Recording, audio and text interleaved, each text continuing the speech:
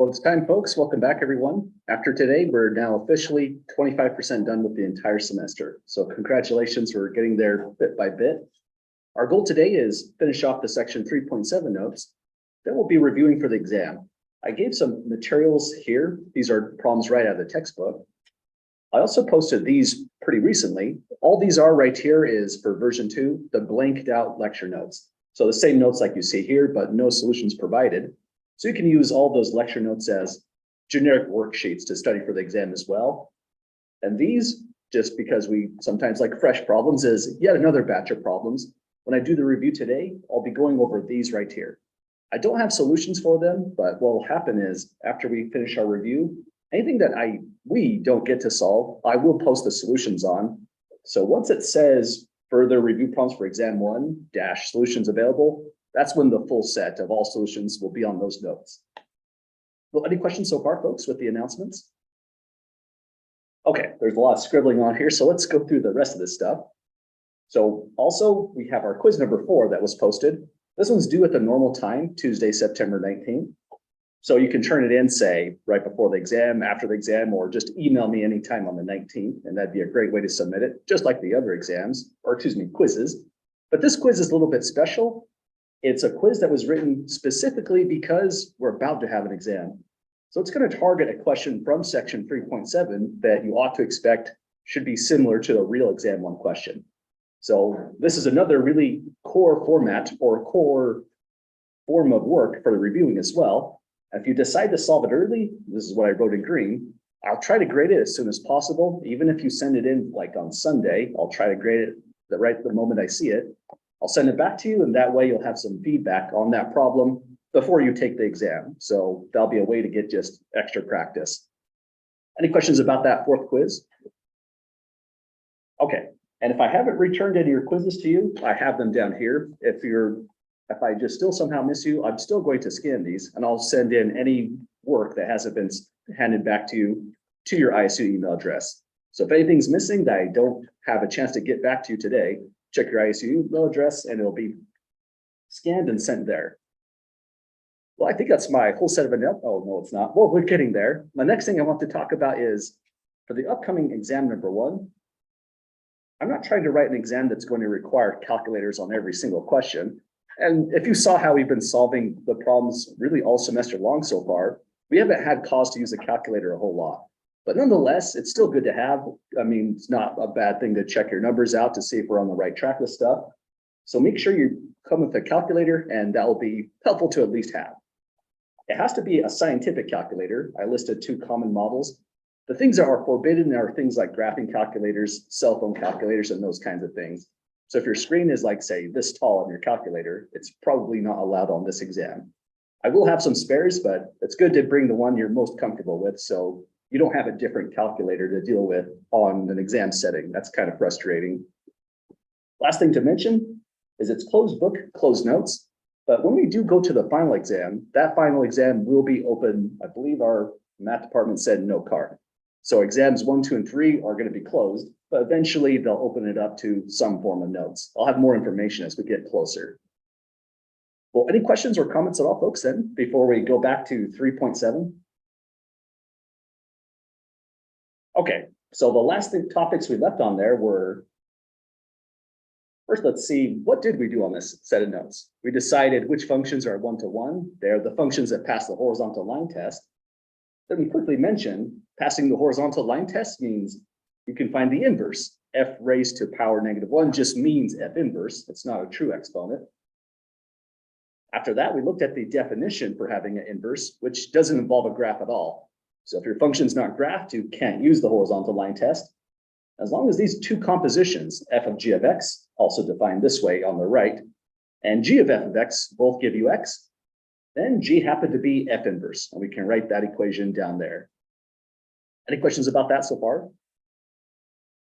Okay, what this leaves us is, we also need to know how to graph these kinds of functions.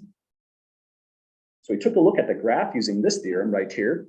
And the major requirement for producing the graph of the inverse function is they are symmetric about this line, y equals x.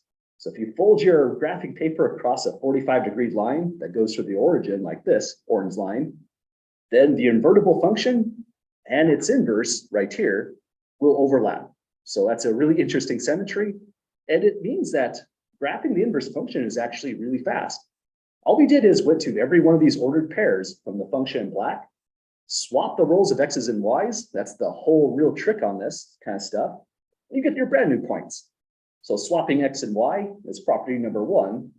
That's what allowed it to be symmetric about this line, y equals x. Last topics we have to get through on these notes then are, aside from graphing, we'll be using this information right here to calculate domain and range of the inverse function. Again, that is a little bit tricky. And we're also going to see how do you produce the inverse function on a step-by-step basis. Some folks have done this already, but if it's new to you, I'll show you exactly what steps you need to take. Well, that takes us to where we currently are on example 5. This theorem is just duplicated, so we don't have to scroll up and down to find it each and every time. And it starts off by giving us this square root function for f of x. We want to first sketch the graph, then state domain and range. Then, in part B, we'll calculate the inverse, and then finally, find the domain and range of that inverse function. So I think part A really just starts off as kind of a review sort of problem. Let's begin by drawing an x and y axis. On a real exam, I provide these just for convenience, so you don't have to worry about drawing extra stuff. Now I'm going to put here something temporary that I'm going to delete in a moment. If we have something that goes like this, that's y equals square root x. But the function we're plotting is root x plus 3 plus 2. That means this function is just being moved around. The plus 3 right here, which way should we move the function, left or right? Exactly, or almost. That's the trick that kind of gets me. Yeah, it's going to be the opposite way, going left. Sorry, question? Oh, sorry about that. And then the plus 2, that's the normal direction. That means it's going to go up 2 units. So we need to drag this orange curve, left 3, up 2. It's not so bad. And if you didn't use the transformation graphs ideas that we're discussing here, this is always a great idea as well. Go x, y equals root x plus 3 plus 2, and that plots it just as fast. So let's try putting in a -3 first. I'm thinking -3 because that gives us a root of 0, which returns 0, and the whole thing is just positive 2. Then if we put in, say, a -2, inside the root, we'd have root 1 plus 2. Square root of 1 is still 1, so this turns into a 3. And for a really quick graph, this is probably enough, but let's do just one more point to get a decent looking graph.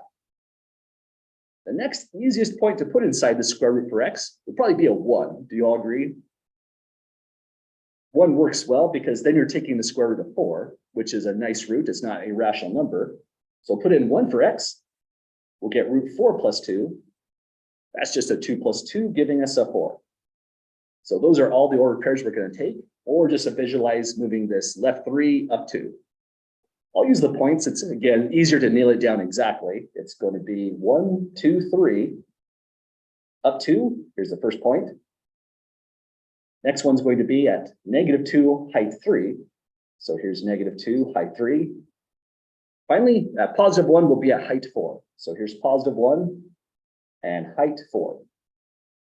I'll just try to draw something that looks like a square root function through there. Oh, we've got it, folks. That's the graph of f of x in blue. I'll delete this function right here. It was just a placeholder so we can visualize what happens to our current graph. So we wanted to plot. And kind of one of the reasons we wanted to plot is it's a really great to getting domain and range. Well, we could get domain and range on this pretty easily, right? You just take x plus 3, set it greater than or equal to 0, and we'll have x is greater than or equal to -3. That's the standard procedure to just go like that. But if you're looking at a graph, it's even faster. Domain starts at -3 and goes to the right forever. We can just look at it and write it down. So we'll say domain is, I'm going to make a little adjustment here. I'll say domain of f because we're also going to do domain of f inverse. So that's just to be a little bit extra specific on which domain really. I'll go from -3 off to infinity. We also want range. So let's do range of f. Anyone happen to see what the range would be for this graph?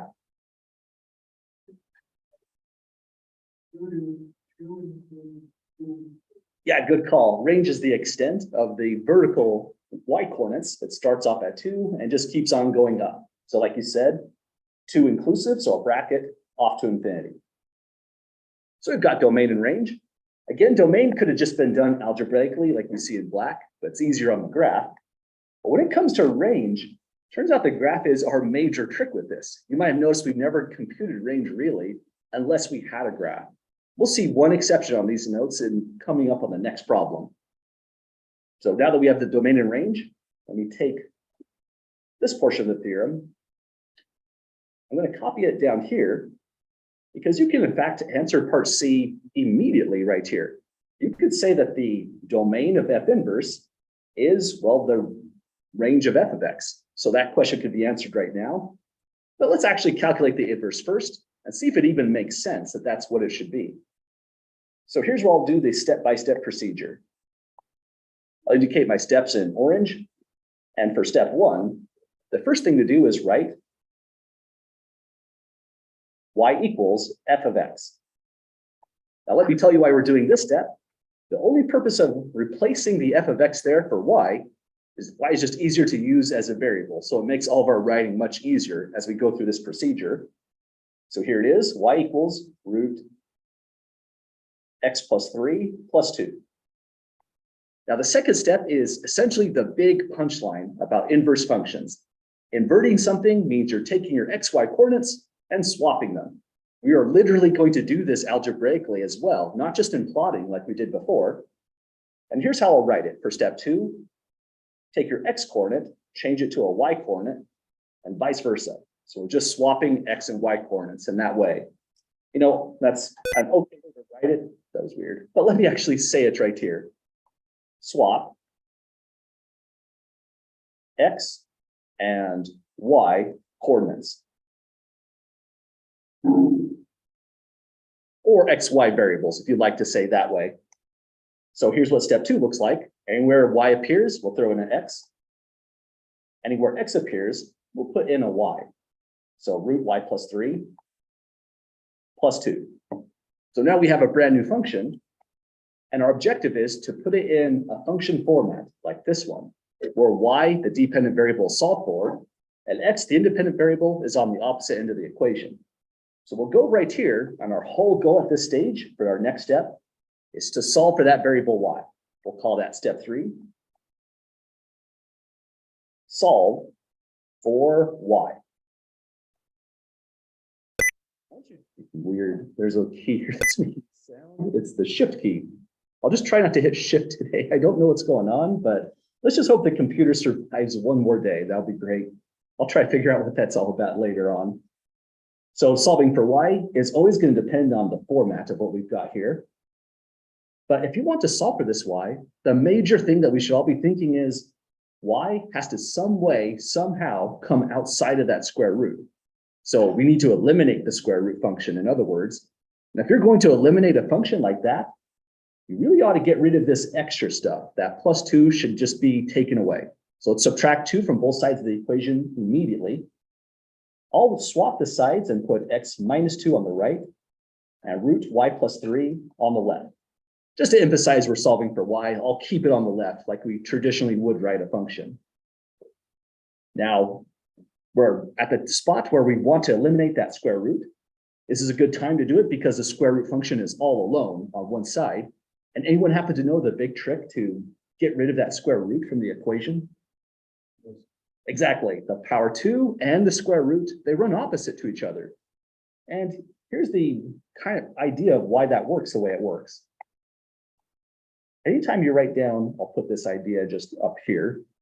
Anytime you write something like square root x, this is really x to a power of 1/2. We may have written that a couple times already, but that's an exponent. And so if you want to get rid of a power 1/2, just raise the thing to power 2. The exponent on the outside would multiply that power 1/2, thereby canceling it. So the punchline is when you go like this and raise to power 2, we have to do it to both sides of the equation. That's the tricky bit. That whole square root is just gone. And now this is what you get next. y plus 3 equals x minus 2 to the power of 2. For these kinds of problems, it's actually simpler if you leave it just like that, because we would have a quadratic function written in vertex form if you do not FOIL out x minus 2 squared. Alex knows this as well, so they accept answers in that form. But if you did FOIL it, it's a stylistic choice, no harm done. That's just the way you want to do your algebra, it's still correct. I'll leave mine in this factored form and just subtract 3. So y equals x minus 2 squared plus 3. So this is a squaring quadratic function that's been transformed. Oh, sorry, question first. It would be, thanks for spotting that. I think several people's eyebrows kind of went up. That should be minus 3 because of the plus there. So minus in that location. Let me highlight that for my mistake on that spot. Does that look better to folks so far? Awesome. So now with that corrected form, one thing that's kind of interesting here is we started with a square root function. It has a particular domain and range. But if you want its inverse, the inverse to a square root function would be a squaring function. But that's not the whole story. A function always comes with its domain and range. If you were to try to plot this, it wouldn't pass the horizontal line test at all. I mean, it would look about like this. It's a parabola, right? That means if it doesn't pass the horizontal line test, this is not the inverse to that. But what saves the day that tells us our answer is correct, it's about the domains and ranges. We're actually not plotting the whole parabola. It's going to plot like this. In fact, if we go to this original graph here, recall your inverse is found by reflecting across y equals x. And the inverse function would then look like this instead, roughly. I'd have to plot it more carefully. So we're only picking up half of the squaring function, that parabola, which is a little bit weird. But inverse functions are kind of a weird topic. That's why we're kind of going slow through these. We really have the inverse function right here. We really, truly do. But there is one more step that you ought to do, even though I wouldn't take points off it, especially on an exam. But this is pretty much the punchline. If you don't do step 4, it's like you gave a really, really long joke and walked away before giving the punchline. It's really, really frustrating. And this is the punchline to all of this work. Set y equals f inverse x. So that finally gets us the inverse function. Let me change to a new color to emphasize. Whoa, that is a new one. So no control and no Z today. I'll avoid the keyboard as much as I can. Let me just close that tray. So f inverse of x, sorry for the distractions today, is all of that stuff right there. X minus 2 squared minus 3. So that's the major conclusion to part B.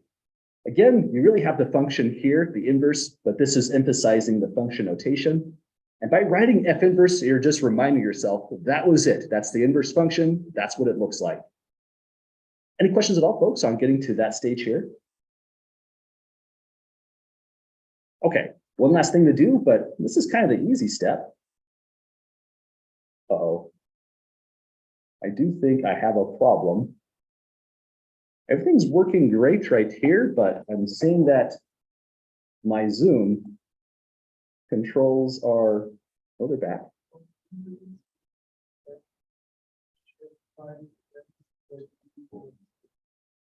Oh, that's what it was. Thanks for knowing the sound for that.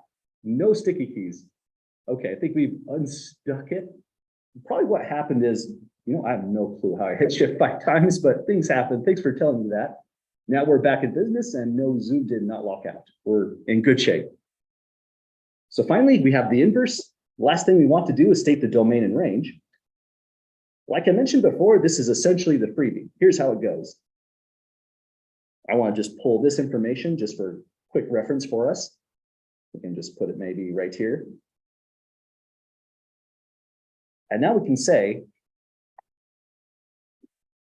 domain. I'll write it this way, domain of f inverse, just emphasize which domain. It's equal to the range of f. And we found the range of f down here to be bracket 2 going off to infinity. So that's the domain of this inverse function. This is what allows it to be a true inverse and actually pass the horizontal line test. We're not doing a full domain on that. And if we tried, it wouldn't even be the right inverse. It'd fail horizontal line test immediately. Likewise, the range of F inverse rather, is going to be the domain of F. We go down and look what we said for domain of F, and that is from -3 to infinity. Finally, that does the job for us, folks. That's the domain and range of the inverse function. Really, the whole reason we graphed the function in the first place is to get this stuff, domain and range, so we could calculate much more effectively for the inverse right here. Well, that's the full procedure on getting an inverse function. Any questions or comments at the moment? Okay, and let me take away these just so they're not in a weird spot for no apparent reason. Let's add just one additional piece of information, and then we'll try this again with a different problem. So here's the original graph that we did for the function in blue, f of x. The function in green is its inverse. And if we were to plot this function, we would take this coordinate right here. That's at -3, 2. We interchange x and y's, just like we did with domain and range. Domain is all x's, but it's interchanged with the range, all y's at the same time. Take this and plot it as now +2, -3. That's the new point there. This one was at 1, 3. So we'll swap that and go 3, 1. That's our next new point. If we kept plotting, this is about the curve we would get. So this is y equals f inverse of x. The one in blue is the original, y equals f of x. And this shows a little bit better why the domain and range is what it is. We use the same idea of inverting the function graph. Yeah, the domain starts off at 2, goes to the right forever. So it should be 2 to infinity. The extent of the y coordinates, the range for the inverse starts at -3, just goes up. So we get that for the range, -3, infinity. And you'll know you have the right graph if it looks like it's symmetric across this line once again, y equals x. We're going to put a border here since this is where the problem truly ended, and that's just extra information on seeing if we even have the right answer by plotting it. Well, we did it, folks. We inverted our very first function. Any questions at all on how the procedure works? Okay, let's try it all over again just to see how these go. When you do these problems in the ALEKS homework system, there's some that look like these. They're not too bad. This is the main trick right here in purple. And some of them look like these right here. They're not too bad either, but it's, again, just algebra that if you haven't done very recently, it looks a little bit foggy. Question first? So whenever you're trying to graph the inverse, like what you just did, with the coordinates, -3, +2, so that's just gonna be an opposite of the -3, or, sorry, the positive. Well, pretty much all we do is we just flip them. You just flip them, so if it's a positive number for the x coordinate, it'll turn to a negative, and then same for the y coordinate. Well, we don't change positive to negative. We just literally flip them. So whether the first coordinate is positive or not, it'll become the second coordinate with the same exact sign. Oh, okay. Does that make sense? Okay. Exactly, yeah. So every point just pretty much gets inverted or flipped around, keeping both signs. Sounds good. Other questions at the moment? Okay, well, we've got a brand new function, g of x. Now this one is a little bit tougher to work with because you notice the first thing we did with this function in blue was we graphed it, and that's what gave us domain and range immediately. That's what allowed us to calculate domain and range of the inverse immediately once again. But these functions, they're a little bit more tricky to graph. These are called rational functions, and we have an entire chapter dedicated to handling these kinds of things and their graphs. So we're going to save graphing these for the moment for later on in the course. Just because we can't graph it doesn't mean we still can't find the domain and range of G inverse. So we'll see what the tricks are for this new scenario. First thing we want is the domain of G. I'll put this one in blue. And when we're finding the domain, first thing we worry about is what kind of function is it? If it's a rational function like this, then it will involve a denominator, and we just have to exclude something. 5 minus x should never be zero. So it always looks weird. First, we solve for how could it be zero. I'll add x to both sides. And that's the problem. Throw in 5 for x, you divide by 0, so it cannot be a domain entry. That's the only issue that's in the denominator. So this allows us to say that the domain of G is 5. Oh, let me try again. Not 5 to infinity. It must have been thinking of a square root function. Royally messed that one up. Let me try again. Negative infinity to 5 is saying it better because there's nothing wrong with numbers to the left of 5. It's just 5 itself that's the problem. So everything to the left of it, union, start at 5, and everything to the right of it is the full extent of the domain. Does that make sense to folks on domain for this one? Awesome. It's basically a review problem, right? Section 3.7 is kind of tying together pretty much everything we've gone through so far in chapter 3. Yeah, go ahead. Wouldn't it be negative 5? Depends on, well, it should be a positive 5, because if you did put negative 5 here, you would have gotten 5 minus a negative 5, but the negatives would cancel there and you get a positive 10. But if you put instead 5 minus this positive 5 right here, you would just get 5 minus 5 for a 0. So the trouble is really the positive 5 on this one. Does that make sense with that question there? Gotcha. I do have to admit though, I kind of solved this one in a weird way. I took and just added x to both sides, but if you solved it slightly different, it might have been negative x equals negative 5, then divide both sides by negative 1, and you'd get x equals 5 in that way as well. Gotcha. Yeah, I'm looking at my work here, and yeah, I solved it kind of a weird way. I usually like my variable to the left. It doesn't have to be, but sometimes formatting is helpful to the eye, so it's good to keep things in the way you'd like to read it the best sometimes. Other questions at the moment? Okay, well, notice once you have this domain here, you can say something down here. I don't know the domain of G inverse at all until we calculate G inverse, but here's what we do know. We know the range of G inverse.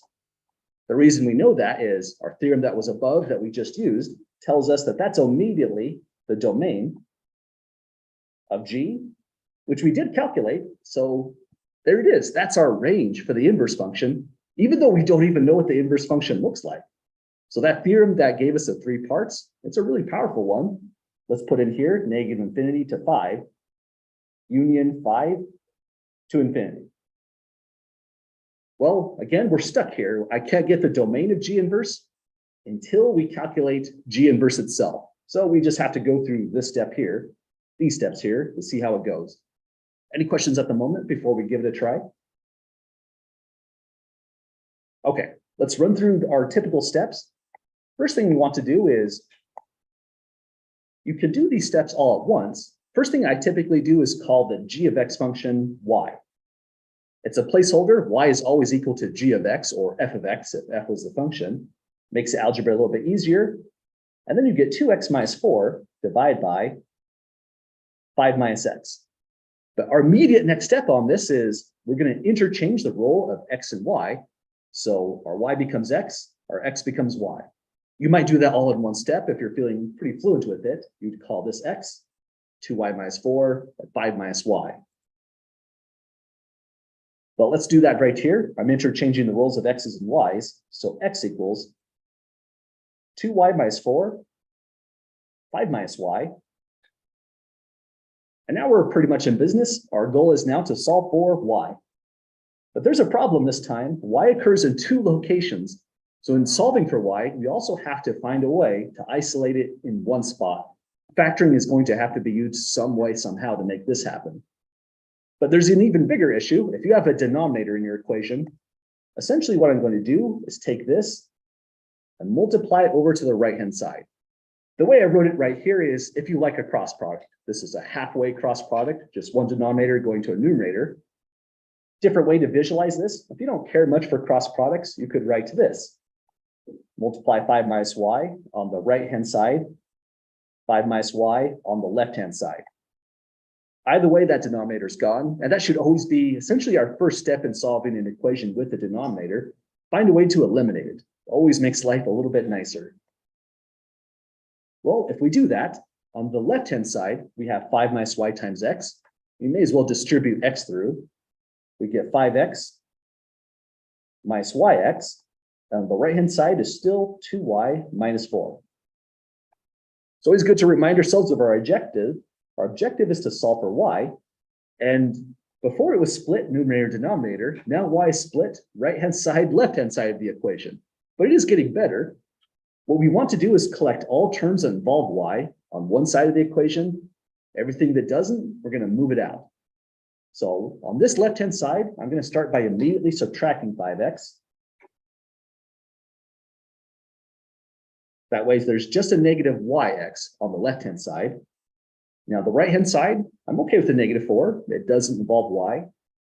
But we also need to arrange this term. Everything involving y is essentially going to the left side of the equation. So subtract 2y. Subtract 2y like this. Another tally bar just to say, add all that stuff up. Let me do a different color for cancellation. This looks like a better one. Those are gone by design, and so are those. And so the survivors are now on the left-hand side, we'll copy in the negative yx. Down below is minus 2y is equal to, on the right-hand side, we have a negative 4. And then down here, still a negative 5x.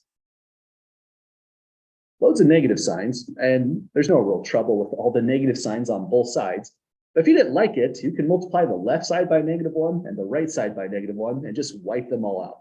That's, again, just a stylistic choice. There's no difference in your algebra. It might just make it look nicer. Should we do it? Let's do it. Why not? So if we want to eliminate the negative signs because there's just annoyance in dealing with it, you could go like this. You'll multiply the left side by -1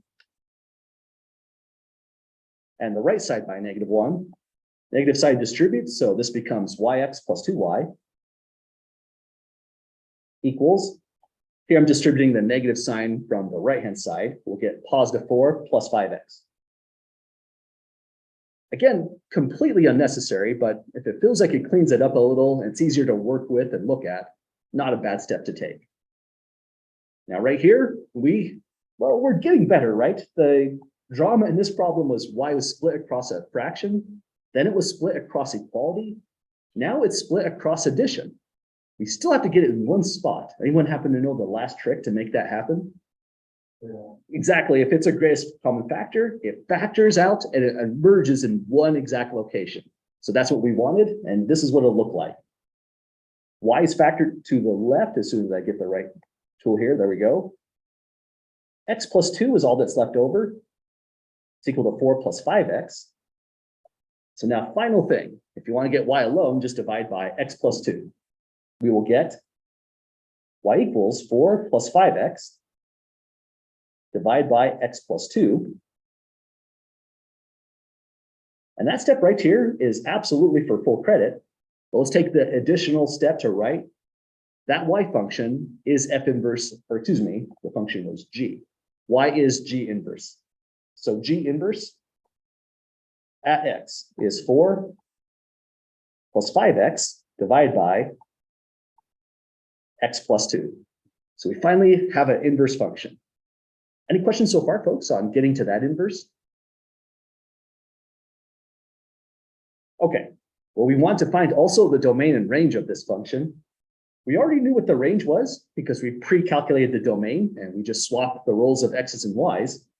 But now, to get the domain of g inverse, it feels an awful lot like deja vu. If we go back here, we got the domain of g by taking the denominator and observing you can't throw a 5 in there. So we wrote this out, and that became our range of g inverse. So there it is again. But now if we want the domain of the inverse function here, we just ask ourselves the question, what number can x not be?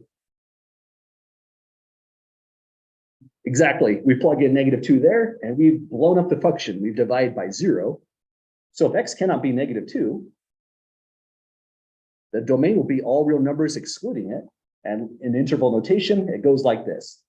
-∞ to -2, union -2 off to infinity. So we've got it, folks. That's our full set of domain and range for that function. Any questions or comments to this stage? Okay, I think this last one that we just did is kind of more challenging as far as these kind of problems go in ALEKS. And so if you're doing this in ALEKS, the good news is there is a check on this. Let me show you what it might look like. Take any device that can graph these kinds of functions. I'll go to Desmos only because it's easy for us to see in class.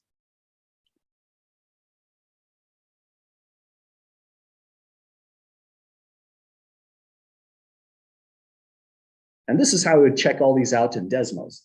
First, let's put in the original function, or I guess we have G inverse right here. Let's throw that in. It's available. I'll call it G inverse. It doesn't like that, actually. I'll just call this inverse G. Does that work? I put in, geez. G inverse. Nope. It's going to be a little bit tricky. I'm not sure what to call it. Let's just call it G2. Does that sound all right to folks? That's not letting me put in an inverse symbol. So G2 is meant to be this one, the inverse. It's 4 plus 5x divided by x plus 2. You probably want to zoom out just a little bit. Already the domain looks right because you can't put in -2, which would be right around, let's see, right off here, it looks like. Yeah, that's about -2 right here. There's a vertical asymptote. That's why we couldn't have a -2 in the function. It causes it to blow up in this weird way, giving a vertical asymptote. Now, if we go back to our original function, here's g of x. It's 2x plus 4 divided by 5 minus x. Now let's take a really careful look at this. If we have the right function, then there should be a reflection across this line. You know what? That's kind of hard to see because these are complicated looking functions. But imagine this red line here. If it flips across the orange line, imagine you folded your paper, folded your computer screen or something. This line should overlap right over here. Does that look about right? Awesome. It's confusing to my eyes because there's a lot of lines on this one. Let's focus on these right here. If I flip the green line across this orange, it should flip over to this one. So that does look believable.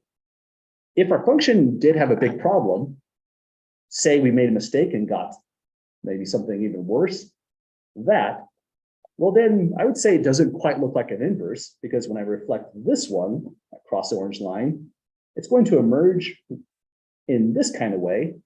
It's not going to overlap with this one at all if it's not quite right. Again, kind of a tricky one to plot. So not the best check, but at least there's something. Let me get rid of that. And that's the whole process of getting through these kinds of functions. Any questions at all, folks, with these problems here? Okay, well, congratulations. We've gone through all of these notes for chapter 3. Let's save this up.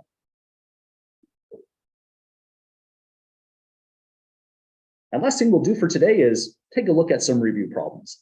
So if people have problems they would like to bring to class or have us take a look at right away, now would be the time to mention those. Anyone have problems they would like to take a look at right away?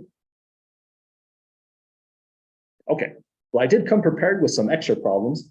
And sorry I did get these prepared as early as I would have liked to. I usually like to put these on Moodle before you start the day so you can have an opportunity to print them. But these are the problems I'm going to take a look at here. We first close this out.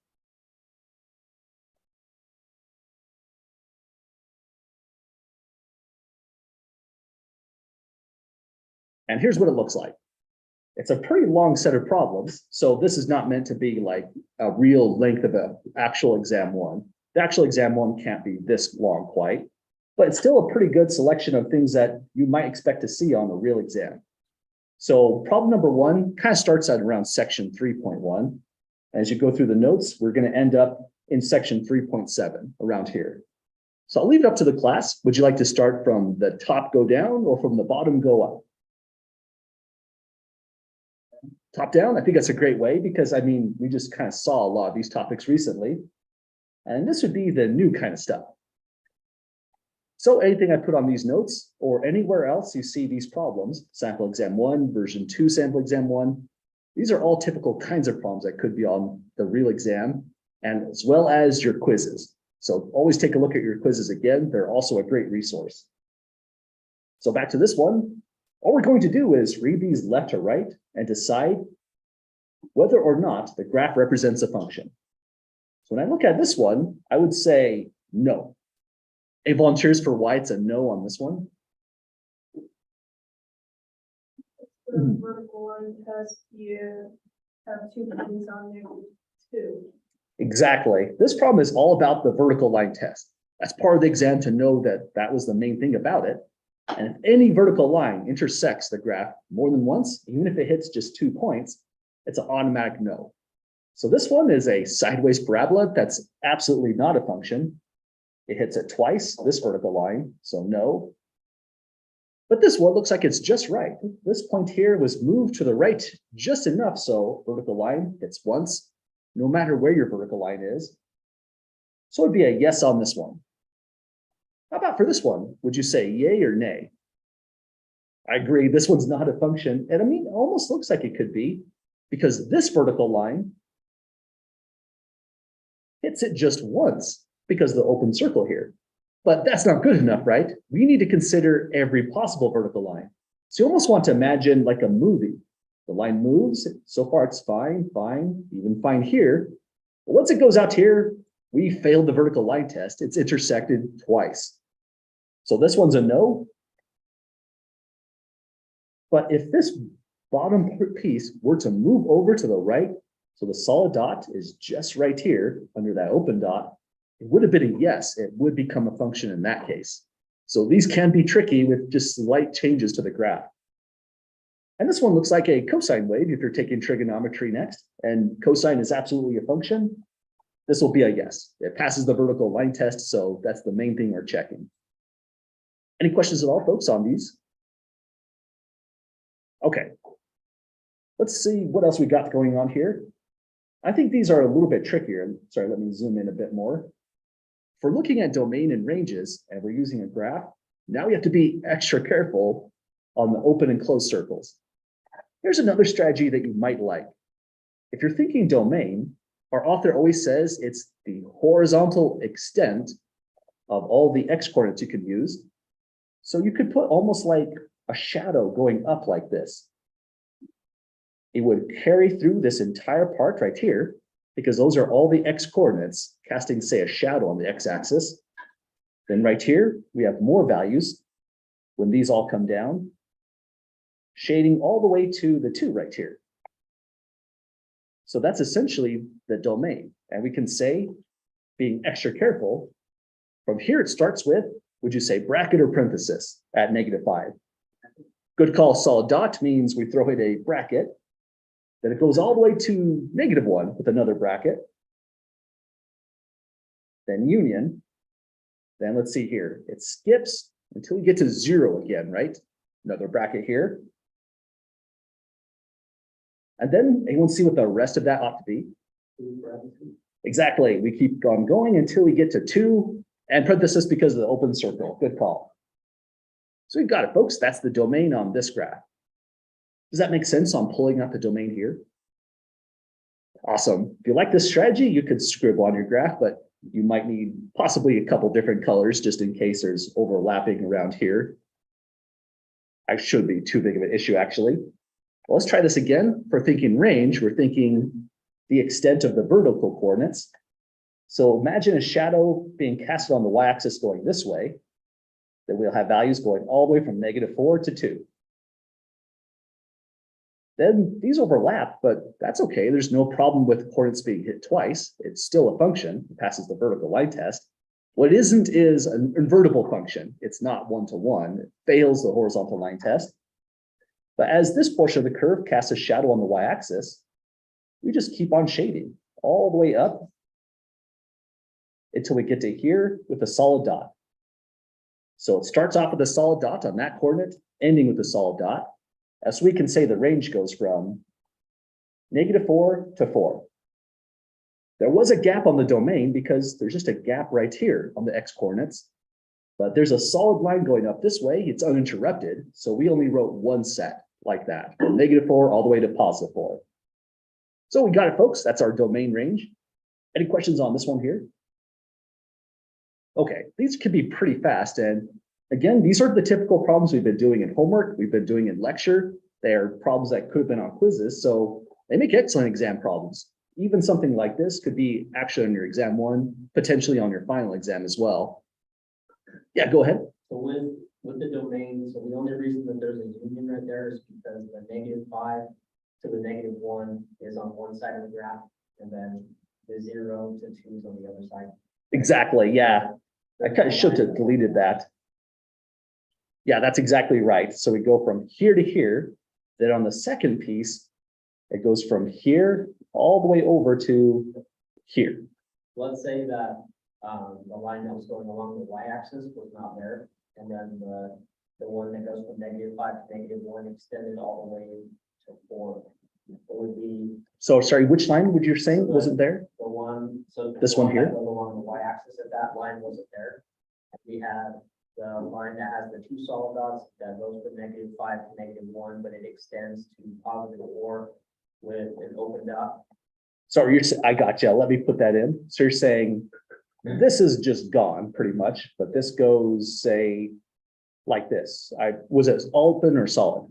It was open. Gotcha. So that would be -5 with a bracket and then 4 with a parenthesis, and that's it. There's no union because it's all on the same line, correct? Exactly, yeah. We would have a continuous curve this time and no interruptions in the domain, exactly. Other questions about that so far? Awesome. So what happened on the range is what would happen on the domain for that particular example.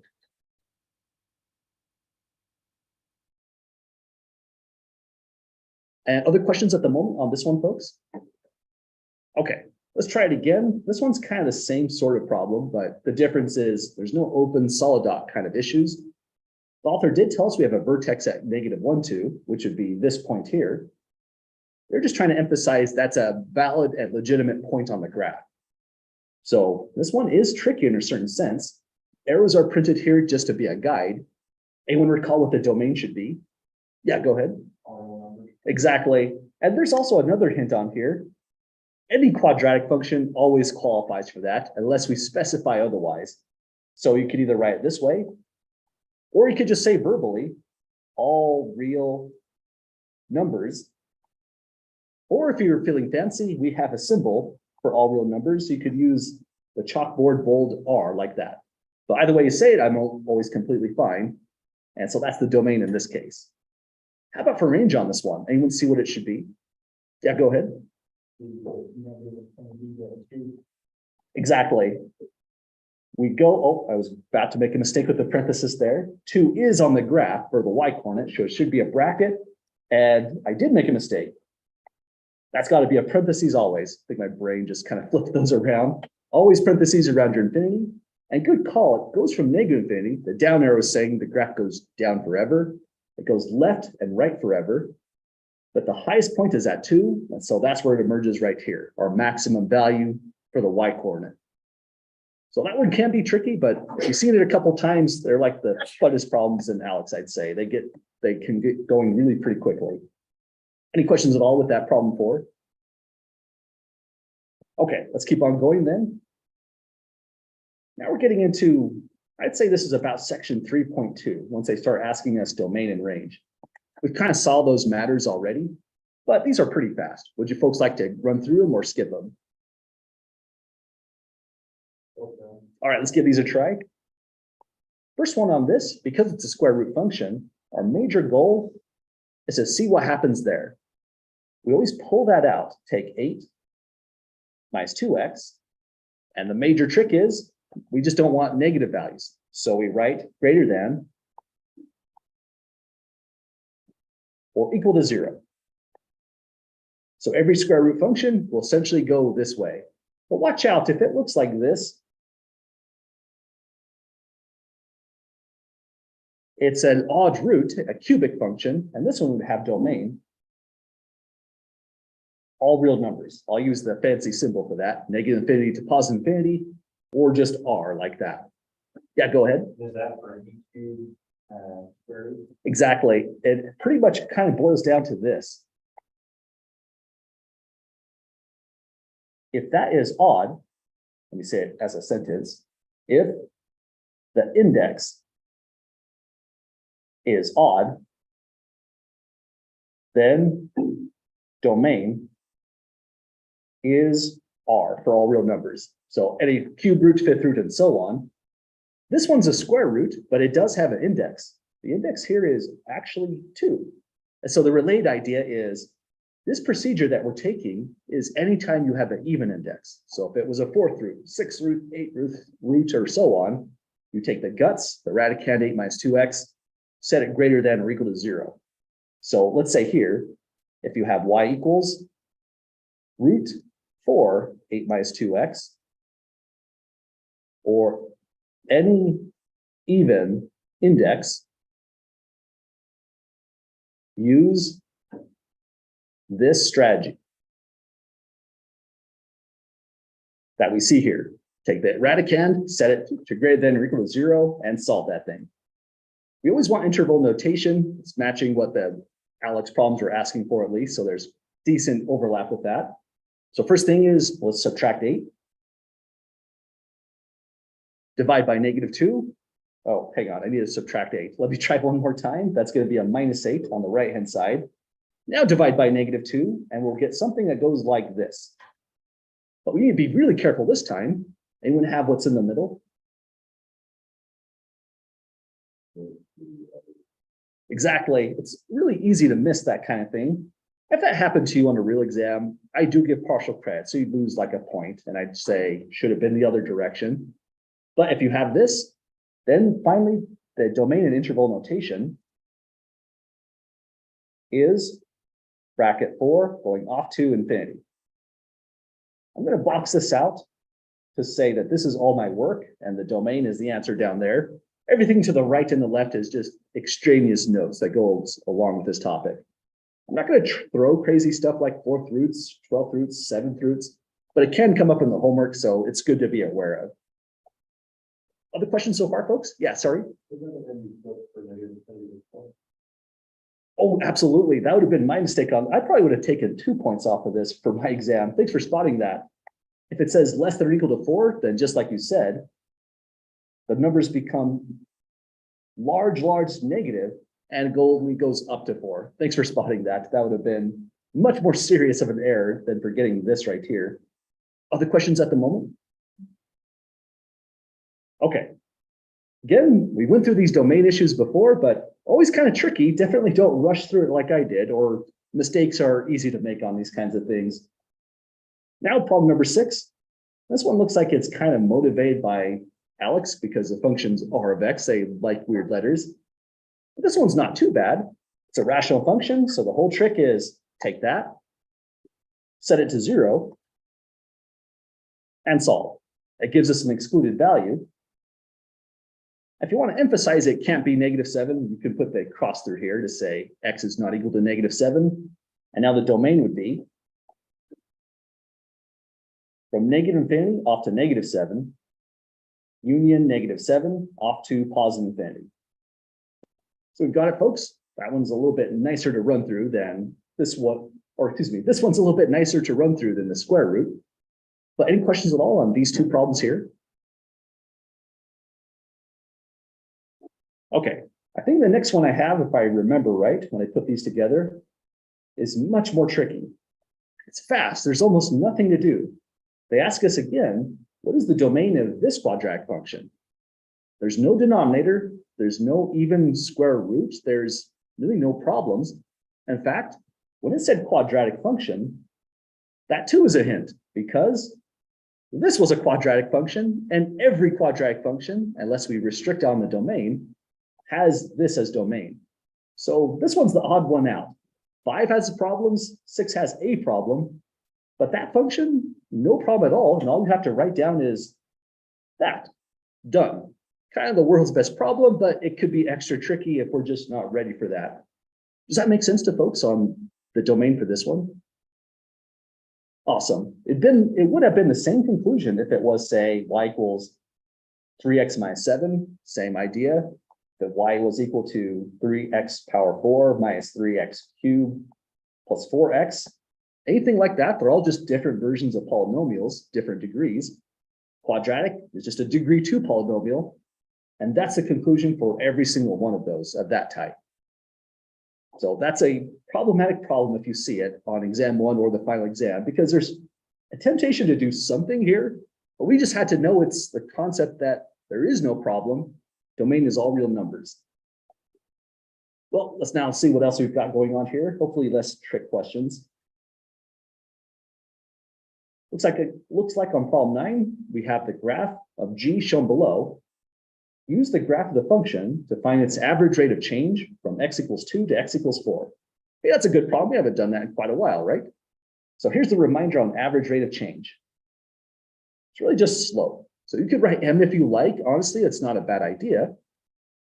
If it's slope, well, you could write it as y2 minus y1 divided by x2 minus x1. It's typically written this way in the notes. F of x2, and let me double check. It's a function g, so I'll just call it g of x2. Not a horrible thing to do, but it's good to be consistent. So g of x2 minus g of x1 divided by x2 minus x1. So the approach that we use by this formula is just using the function notation, but you can say that y2 is just g of x2 and y1 is just g of x1. Y is just g of x, so if you like y2, y1, that's completely fine. You're talking about the same thing, either way you look at it. Next thing we'll do is actually grab those values. The larger one is typically what we'll call x2. So we'll have x2 is 4 minus the lower value. That's our x1 for a value of 2. We have to now find g of x2. So if x2 is 4, go to 4 on the graph. And this is highlighted to tell us that here to here, the value 5 is g of x2. Does that make sense to folks on that there? Okay, same idea. When you go to x1, go and look up the value, it's positive 2. Go to the graph, here's positive 2. And from positive 2, we get a value of negative 1. So this negative right here is kind of problematic. Let me copy it in black just to emphasize it. Finally, those are all the function values. In the numerator, we have the right values in the denominator. So it becomes 6 divided by 2, which means the average rate of change is 3. Because that's positive, one thing you can do for a visual check is, if you plot this line that goes from that point, this is right at x1, g at x1, and this point. So there it goes. The slope m is 3 for that line. So essentially all we did was find the slope of this line, which we like to call the secant line. Any questions at all, folks, on getting that slope? Okay, so that's how average rate of change goes. When we did these in the notes, they did come in a couple formats. Sometimes it's just a graph. Other times it's a function like this one right here. Either way, we're kind of doing the same sort of thing. So let's try out number 10. And the related topic, which is probably trickier, I'm glad we'll get to that one, we'll try next. Does that sound all right to everyone? Okay, so for problem number 10, same sort of idea. I'm going to say for average rate of change, m, it's good strategy because that is what it is. The function is f, so I'll write down the formula as f of x2 minus f of x1 divided by x2 minus x1. Then over here, we can call this, let's color code this one a little bit better since we don't have a graph to look at. This will be the x2, and this will be the x1. Let's also color code these.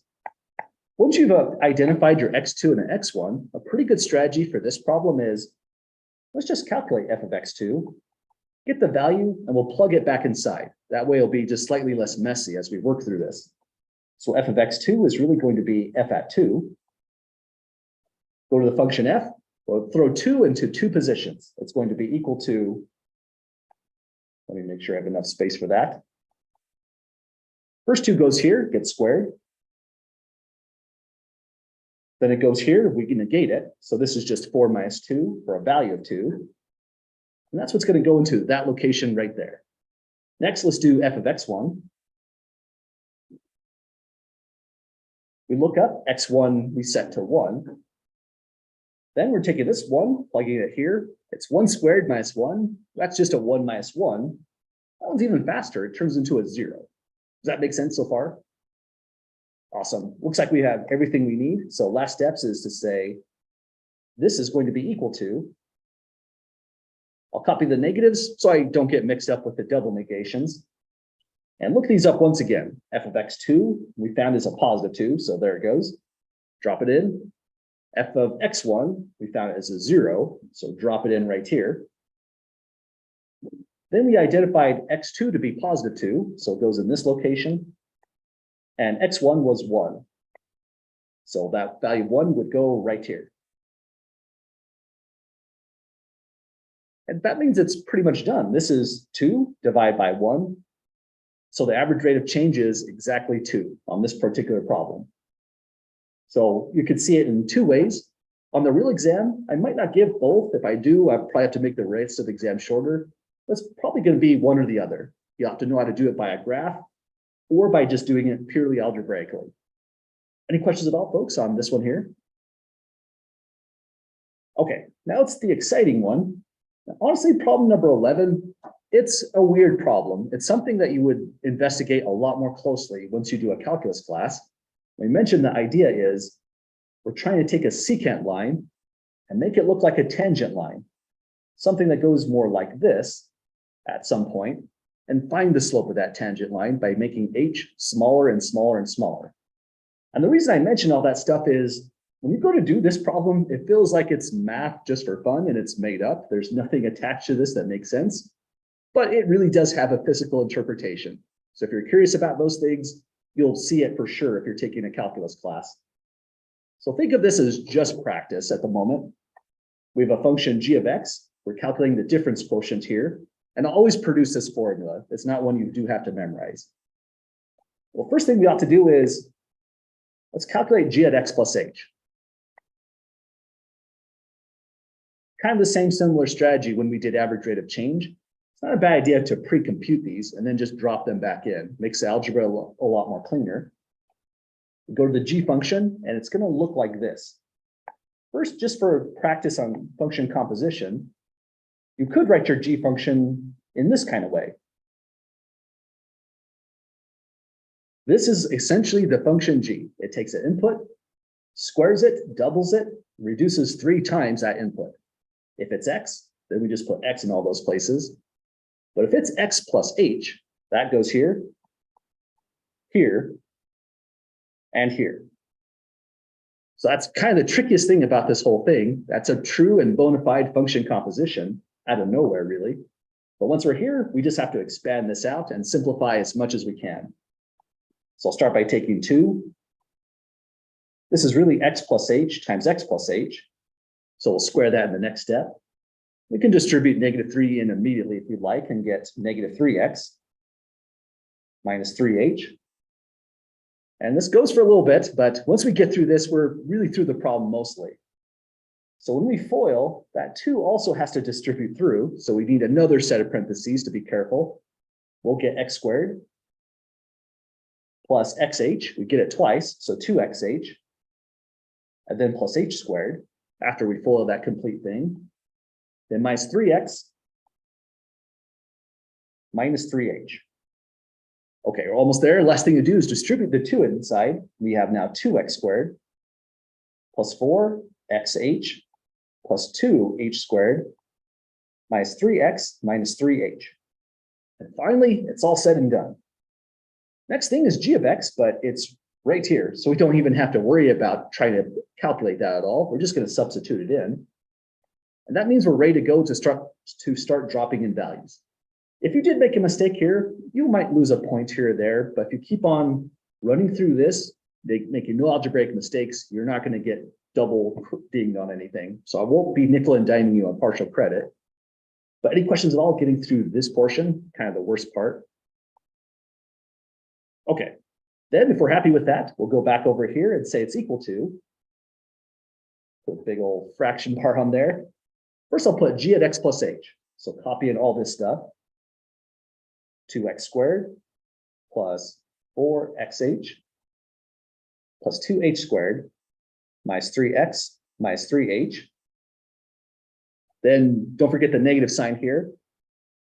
This next step is also pretty vital. Let's make this pop a little bit.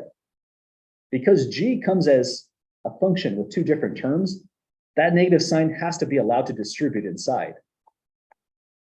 So when we go to write g of x, make sure you have parentheses, and that will save us making a simple mistake on this portion.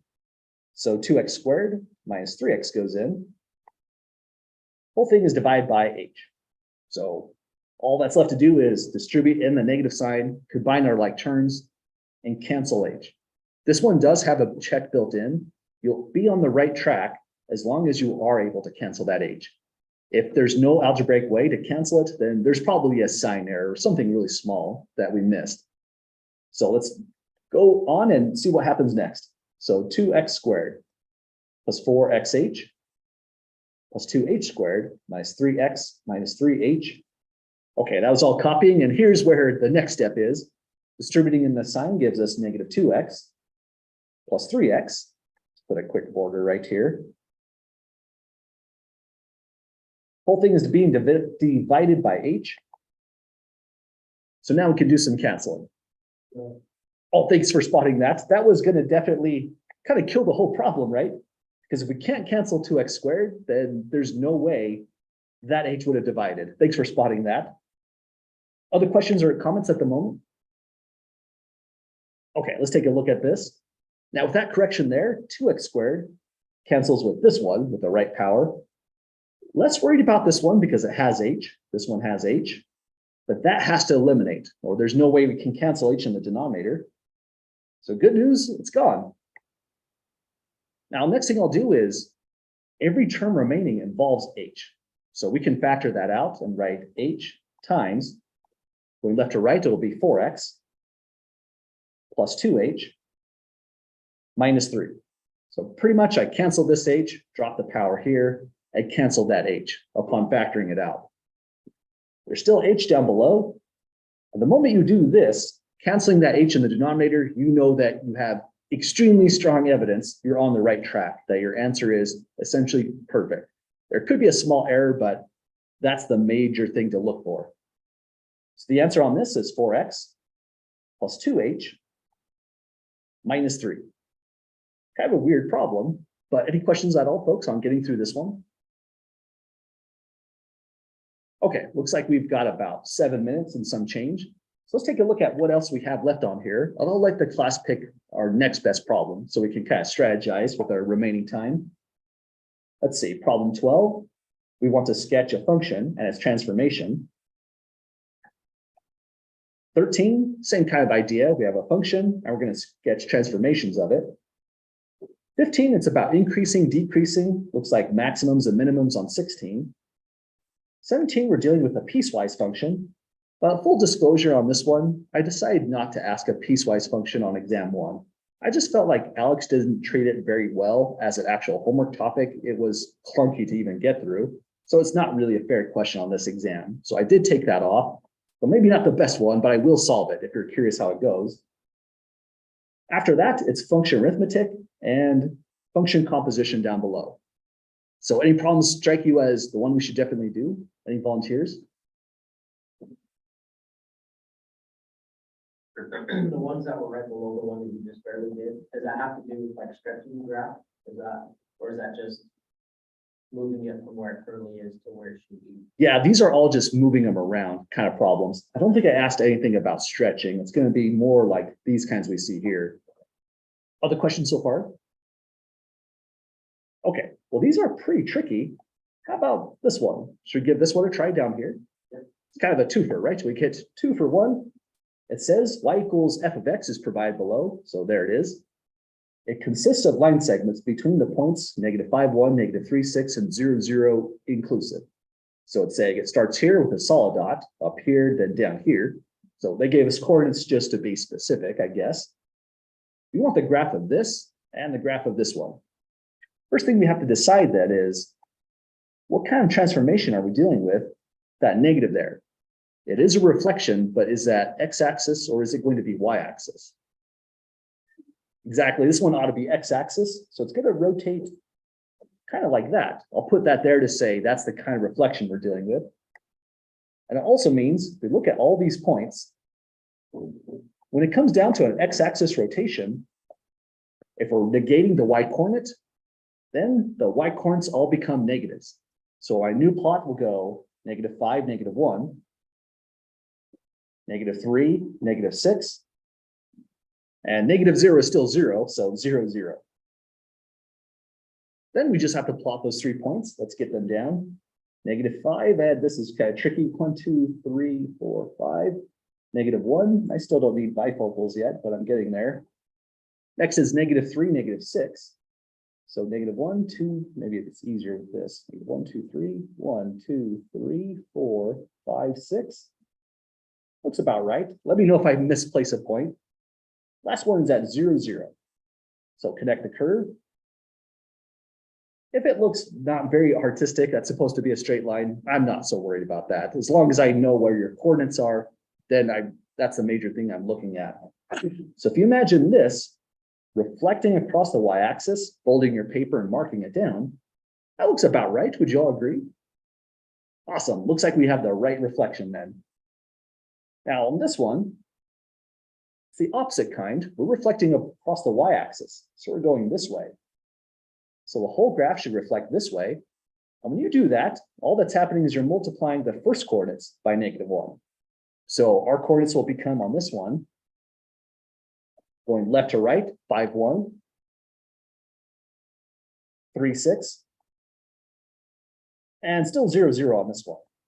So now let's see if this thing in blue folds over in the way we expect with those coordinates. So first it's 5, 1, 2, 3, 4, 5, 1. We've got it.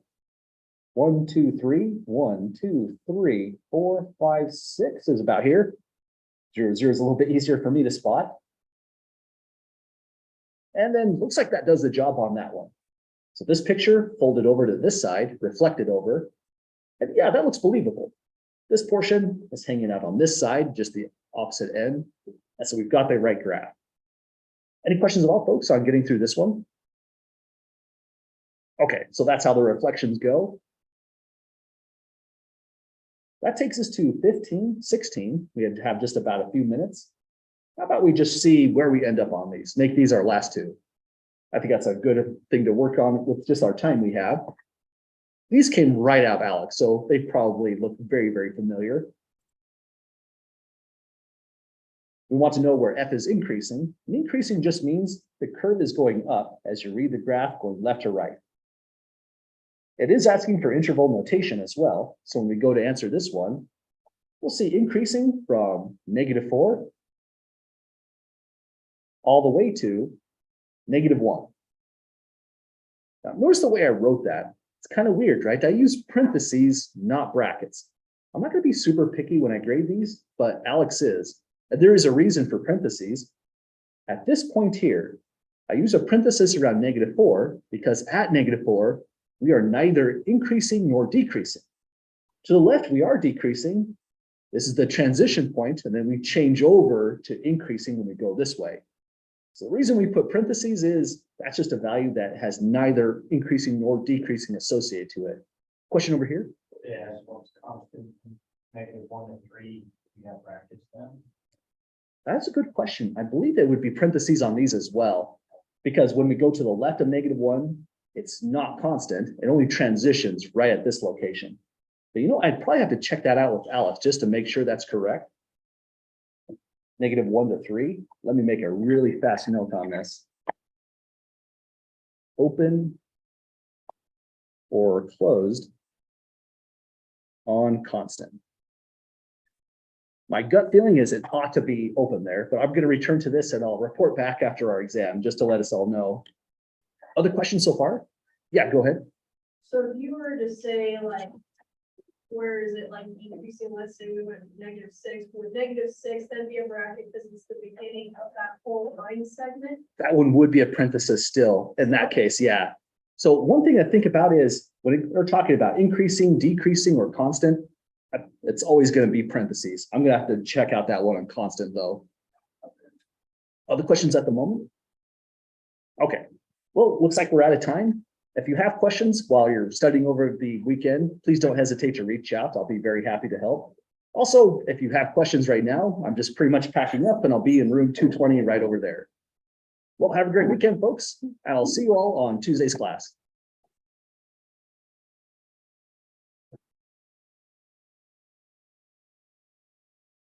Oh, and if I haven't passed your paper back, Zarek Stewart, Seth Matson, Hunter Hansen,